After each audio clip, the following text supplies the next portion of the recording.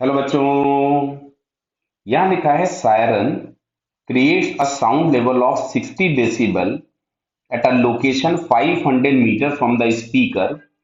The siren is provided the siren is powered by battery that delivers a total energy of 1 kilo joule. Assume that efficiency of siren is 30%। इसका मतलब ये है कि जो siren का output होगा वो इनपुट का 30% है। क्लियर है। Determine the total time that the siren can be sound, मतलब ये जो टोटल एनर्जी हम लोगों के पास ये वाली दी गई है, इससे हम कितनी देर तक उस हॉर्न को या उस स्पीकर को चला सकते हैं।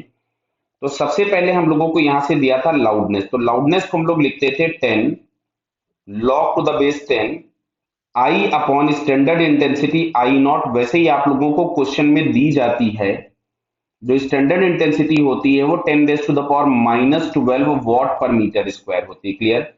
जो कि यहाँ पे लाउडनेस दिया था 60, तो 10 log to the base 10 I upon I naught.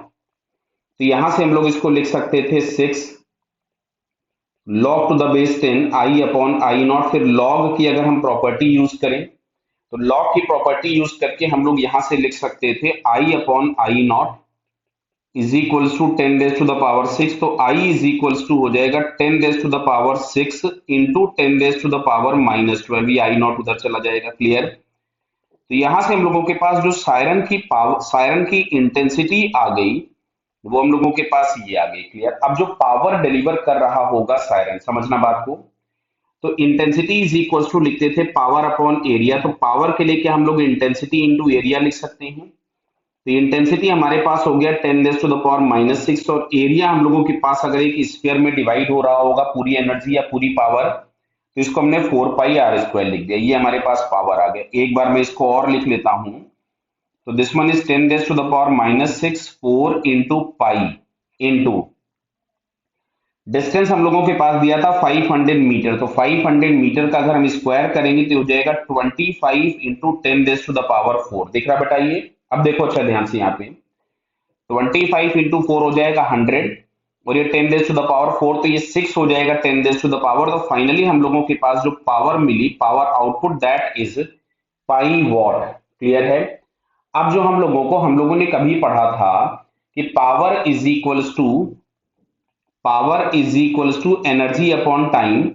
तो टी इज इक्वल्स टू क्या हम लोग एनर्जी अपॉन पावर पढ़ सकते थे। बराबर है। अब सुनना ध्यान से, जो टोटल एनर्जी दी थी वो 1 किलो जूल दी है, लेकिन आउटपुट एफिशिएंसी इज 30%। तो यहां से हम लोगों के पास लिखना होगा 1 किलो जूल बोले तो 10 to the power 3, लेकिन इसका 30% ही हमको आउटपुट मिलेगा, डिवाइडेड बाय टोटल पावर। और पावर की जगह हम पाई लिखते, पाई की जगह मैंने लिख दिया 3.14। तो जो टी हम लोगों के पास दिया गया है, इसकी वैल्यू कुछ हम लोगों के पास आएगी 95.5 सेकेंड्स के आसपास। इसको आप लोग थोड़ा सा कैलकुलेट कर लीजिएगा, तो नियरली वैल्यू हम लोगों के पास मिलेगी 95.5 सेकेंड्स। क्लियर है बेटा। Okay, all the best.